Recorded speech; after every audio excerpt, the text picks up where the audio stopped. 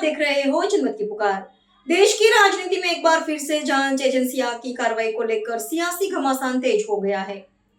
आम आदमी पार्टी का आरोप है कि पहले पार्टी के बड़े नेताओं पर छापेमारी की गई, लेकिन जब वहां कुछ भी आपत्तिजनक नहीं मिला तो अब ईडी द्वारा पार्टी के छोटे कार्यकर्ताओं को भी निशाना बनाया जा रहा है।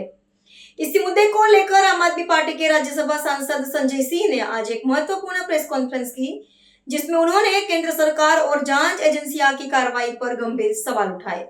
सभी पत्रकार बंधुओं को नमस्कार। जैसा हम लोग बार बार कहते हैं कि इस देश में एक ईडी पार्टी है जिसका जीवन ईडी में बसता है, जिसकी सांसें ईडी से चलती हैं, जो ईडी पार्टी ईडी के जरिए पूरे देश में लोकतंत्र पर कब्जा करना चाहती है, राजनीतिक दलों पर कब्जा करना चाहती है,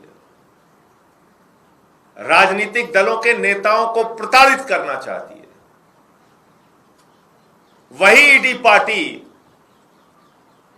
जिसने अरविंद केजरीवाल को जेल में डाला, मनीष सिसोदिया को जेल में डाला, सत्येंद्र जैन को जेल में डाला, मुझे पकड़ के जेल में डाला,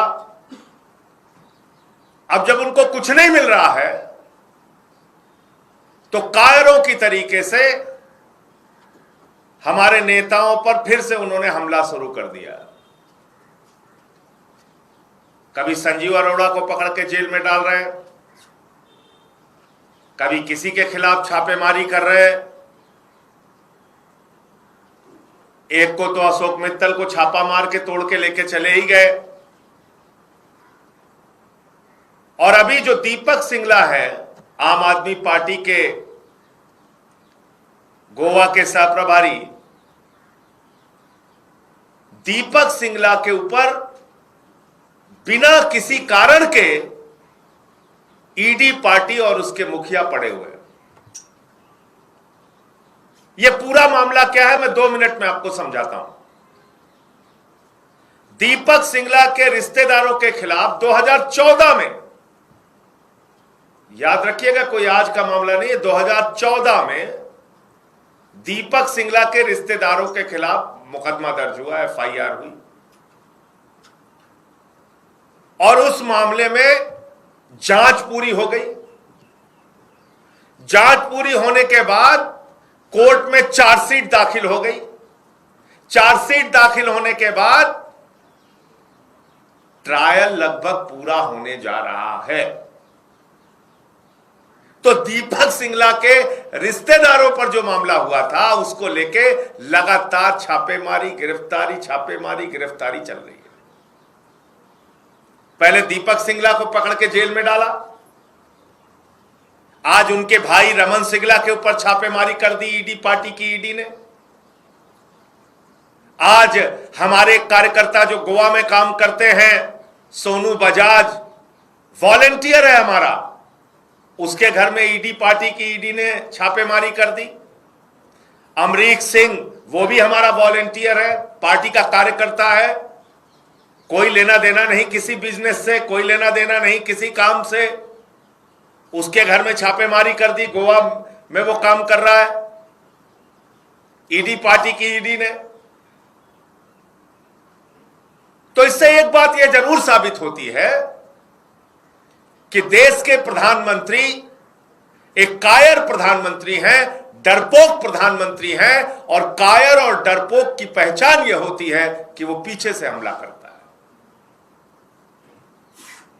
कायर पीछे से हमला करता है। कायर की पहचान यह होती है, कभी आंख में आंख मिला के आपसे बात नहीं कर पाएगा। कायर की पहचान यह होती है कि अपने से कमजोर आदमी को दबा दो, उसके ऊपर ईडी छोड़ दो, सीबीआई छोड़ दो, पकड़ के जेल में डाल दो, मुकदमे लिखो, छापेमारी करो। लेकिन जब ट्रंप का मुकाबला हो तो वहां भीगी बिल्ली बन जाओ, वहां मासूम चूहा बन जाओ, जो हालत हमारे प्रधानमंत्री की है। वो अरविंद केजरीवाल के लिए तो शेर हैं, वो दीपक सिंगला के लिए तो शेर हैं, हमारे कार्यकर्ता सोनू बजाज के लिए भी शेर है, अमरीक सिंह के लिए भी शेर है, लेकिन ट्रंप के आगे मासूम चूहा है, भीगी बिल्ली है, वहां आवाज नहीं निकलती। जहां देश के प्रतिष्ठा और सम्मान को बचाने की जरूरत होती है, वहां प्रधानमंत्री खामोश हो जाते हैं। 3 भारतीयों की हत्या हुई, अमेरिका की सेना ने हत्या किया, उस पर कुछ नहीं बोलते। तो इसलिए मैं ईडी पार्टी के मुखिया मोदी जी से कहना चाहता हूं, मोदी जी, ये ईडी खेलना बंद कीजिए। आम आदमी पार्टी के कार्यकर्ता जिनका दीपक सिंगला के बिजनेस से कोई लेना देना नहीं है, उन पे अब छापेमारी करा रहे हैं। दीपक सिंगला और उनके भाई पे छापेमारी करा रहे हैं, ऐसे केस में जिसका ट्रायल लगभग पूरा होने जा रहा है। तो पूरा देश आपकी सच्चाई देख रहा है। आप आम आदमी पार्टी को तोड़ने के लिए, कमजोर करने के लिए हर हथकंडे अपनाते हो, हर हथकंडे। और एक ही बात कही जाती है इन लोगों से, जिनके यहां भी छापेमारी होती है, जिनको पकड़ के लाया जाता है, उनके ऊपर एक ही दबाव बनाया जाता है, बीजेपी के साथ आ जाओ, वॉशिंग मशीन में धुल देंगे। बीजेपी के साथ आ जाओ, तुम्हारे ऊपर जितने भी आरोप हम लगा रहे हैं वो पलट जाएंगे, वो सब खत्म हो जाएंगे। तो आज जिस प्रकार से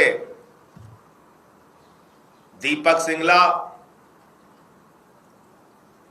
के भाई और उनके ससुर और आम आदमी पार्टी के कार्यकर्ताओं पर फिर से ईडी पार्टी ने ईडी भेजकर रेड करवाई है, छापेमारी करवाई है, आम आदमी पार्टी इसकी घोर भर्त्सना करती है और ये बताना चाहती है ईडी पार्टी के मुखिया को कि आपकी इन कार्रवाइयों से ना हम डरने वाले हैं, ना झुकने वाले हैं। आपका डट के मुकाबला करेंगे और आपके नीतियों के खिलाफ लगातार बोलेंगे। आप लोग चंदा चोर हो, आप लोग पेपर लीक कराने वाले लोग हो, आप लोग अडानी के जरिए देश में भ्रष्टाचार फैलाने वाले लोग हो। आपकी कोई हैसियत नहीं है कि आप किसी दूसरे को बुरा कह सको, गलत कह सको। आप तो खुद सर से लेके पांव तक भ्रष्टाचार में डूबे हुए हो। आप लोगों ने तो प्रभु श्री राम तक को नहीं छोड़ा, उनके मंदिर के चढ़ावे तक में चोरी कर ली, जमीन में घोटाला कर लिया। शर्म आती है। आप लोग इस देश में एक राजनीतिक दल के रूप में काम कर रहे हो। मुझे इतनी बात कहनी थी, आप अपनी बात पूछ सकते हैं। सर, आपने आजाद ने प्रेस कॉन्फ्रेंस की है, उन्होंने भी कहा है कि हमारे जितने भी लोग गए हैं उन पर भी इसी तरह के दबाव बनाए गए और अगला ऑपरेशन जो है महाराष्ट्र में होगा। 362 का लक्ष्य है बीजेपी के पास। देखिए, निश्चित रूप से जो वो कह रहे हैं वो सही कह रहे हैं, गलत नहीं कह रहे हैं। यही इनका तरीका हो गया है। दबाव बनाते हैं और दबाव बना के पार्टियों को तोड़ते हैं। अब ईडी पार्टी के पास ईडी है, सीबीआई है, एजेंसियां हैं, उसका जमकर वो दुरुपयोग करते हैं। लेकिन मैं तो यही कहता हूं बार बार ना कि आपकी बहादुरी का परिचय कब होगा, आपकी बहादुरी की पहचान कब होगी? जब संकट आएगा तभी तो पहचान होगी। ये सारे लोगों की क्या हालत हो गई, क्या क्या कस्में खाते थे ममता बनर्जी के नाम पे, कितनी बड़ी बड़ी बातें करते थे, काबा मदीना गाना गाते थे। वो सयानी घोष को आप देख लीजिए। तो कुछ तो अपनी बातों में दम होना चाहिए ना। इतने कायरों की तरह डर के झुक के कैसे काम चलेगा? आपके ऊपर ईडी छोड़ दिया, सीबीआई छोड़ दिया, थोड़ा सा दबाव बन गया, हाँ जी जी हुजूर बताओ। ये कौन सा तरीका है? आपको ममता बनर्जी से कोई तकलीफ है? पार्टी फोरम के अंदर बात कहते हैं आप, और आप उन्हीं लोगों के साथ मीटिंग कर रहे हैं, उसी पार्टी के साथ जिस पार्टी ने कहा सयानी घोष का सर काट के लाओ, 1 करोड़ रुपए इनाम देंगे। और आज ना बीजेपी को कोई प्रॉब्लम है सयानी घोष को अपने साथ मिलाने में, और टीएमसी के सांसदों को अपने साथ मिलाने में, ना उनके अंधभक्तों को कोई समस्या है, और ना ईडी पार्टी को कोई समस्या है। इसका मतलब इनका कोई दीन धर्म नहीं है। मैं तो बार बार कहता हूं, सिर्फ दाऊद इब्राहिम का बीजेपी में आना बाकी रह गया है।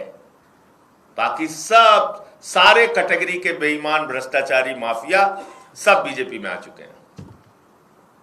धन्यवाद। सर, इसके अलावा पंजाब में कल अकाल तख्त की तरफ से उसके बारे में पार्टी अपना आधिकारिक बयान देगी। लेकिन सर बड़ा मामला है इस पे, वो पार्टी अपना बताएगी, बयान देगी। अगर आपने हमारा अभी तक चैनल सब्सक्राइब नहीं किया है तो कृपया चैनल सब्सक्राइब कर लें, लाइक करें, शेयर करें, कमेंट करें। तो मिलते हैं फिर किसी और खबरों के साथ। नमस्कार।